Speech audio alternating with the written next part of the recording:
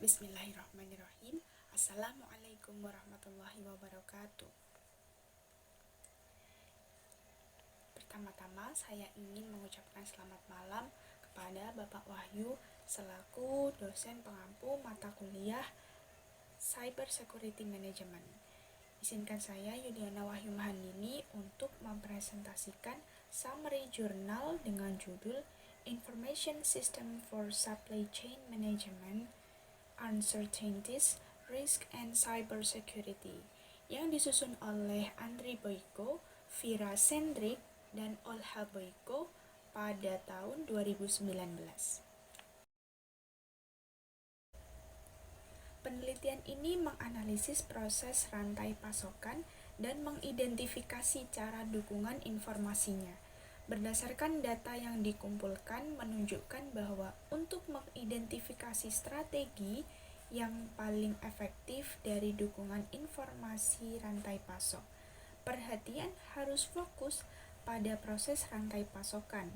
Perhatian harus difokuskan pada identifikasi dan pengelolaan sumber ketidakpastian resiko dan keamanan dunia maya agar berhasil mengintegrasikan proses bisnis antara pemasok dan pelanggan.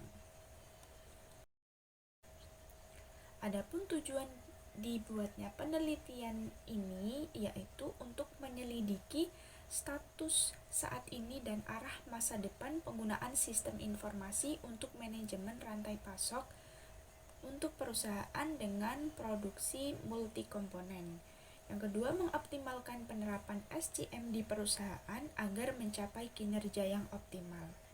Kemudian, menekan tindakan kerentanan dan kelemahan terhadap ancaman kejahatan pada keamanan manajemen rantai pasok web.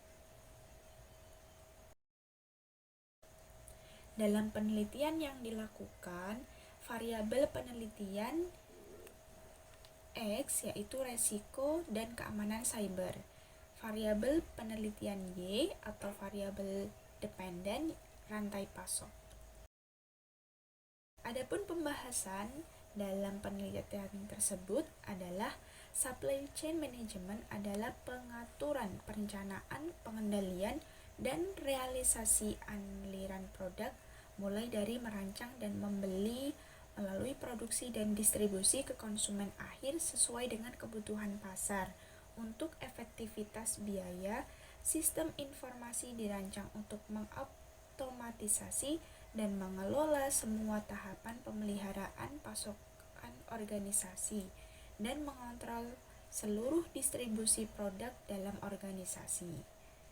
Menurut Cisco, cyber security adalah praktik melindungi sistem, jaringan, dan program dari serangan digital.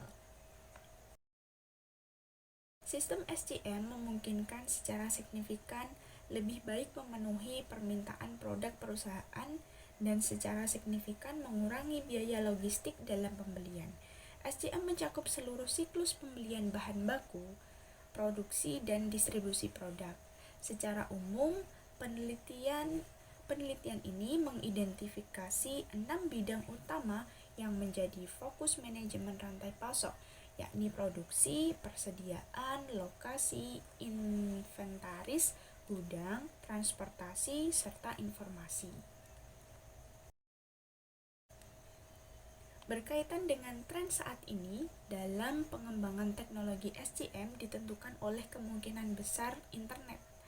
Rantai produsen, pemasok, kontraktor, perusahaan transportasi, dan perdagangan saling terkait dengan cara yang paling intim dan sudah menjadi jaringan online yang nyata. Perusahaan bergabung ke dalam komunitas bisnis dan batasan di antara mereka pun menghilang. Namun, ada transparansi kegiatan bersama.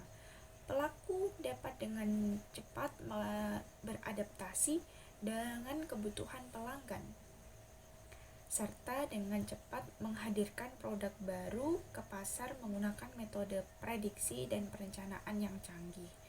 Internet adalah sarana teknologi paling sederhana, termurah, dan paling efisien untuk mengelola dan mengontrol jaringan mitra. Supply chain become the top of emerging cybersecurity threats for 2030. Yang artinya bahwa SCM menjadi yang paling darurat terhadap kebocoran data. Gambar di bawah ini menjelaskan top 10 emerging cybersecurity threats for 2030. Dalam nomor pertama, supply chain compromise of software dependencies. 2. Advanced disinformation campaigns. Hingga nomor 10, artificial intelligence abuse. Ancaman cybersecurity. Dekade baru teknologi informasi dibuka dengan komersialisasi jaringan pada level 5G, yaitu generasi kelima. Implementasi lebih lanjut dari kecerdasan buatan dan meningkatnya penggunaan analisis data. Selain dari jumlah terobosan revolusioner ini, ada satu tren mendasar yang tidak boleh kita lewatkan, yaitu pentingnya kecerdasan di era digitalisasi saat ini. Di lingkungan Asia Tenggara saja, para peneliti Kaspersky telah memantau peningkatan aktivitas kelompok Advanced Persistent Threat atau APT, terutama melakukan cyber espionage atau mata-mata cyber dengan teknologi canggih terhadap organisasi yang terkait dengan pemerintah dan bahkan entitas.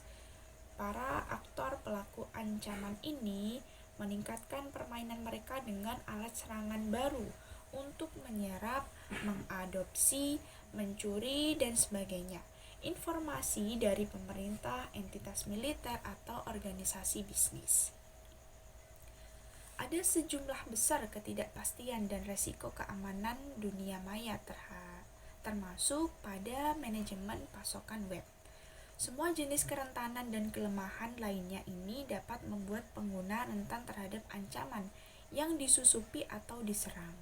Metode keamanan yang tidak efisien meliputi perbaikan kerentanan yang diketahui tidak cukup cepat, akses istimewa yang tak terbatas ke sistem cloud dan terminator, serta infrastruktur yang tidak dikelola dengan baik.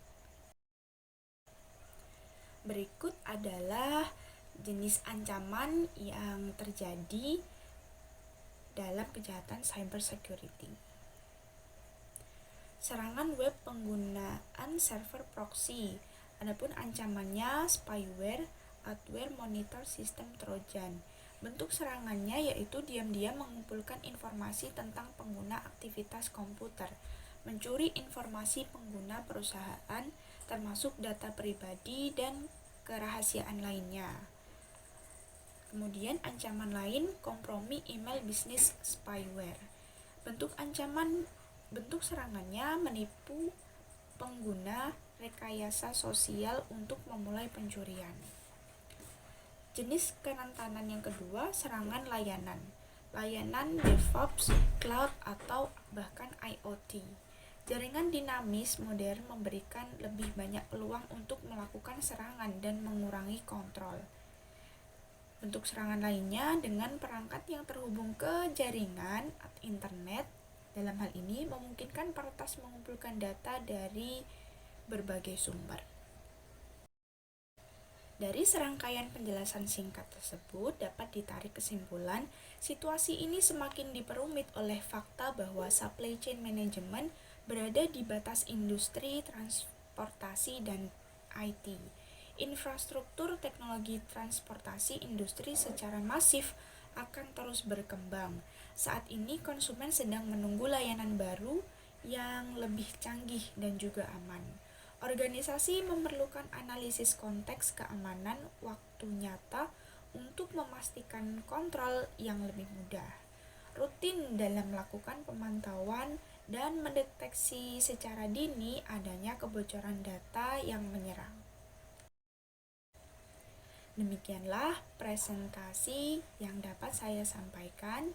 Terima kasih. Wassalamualaikum warahmatullahi wabarakatuh.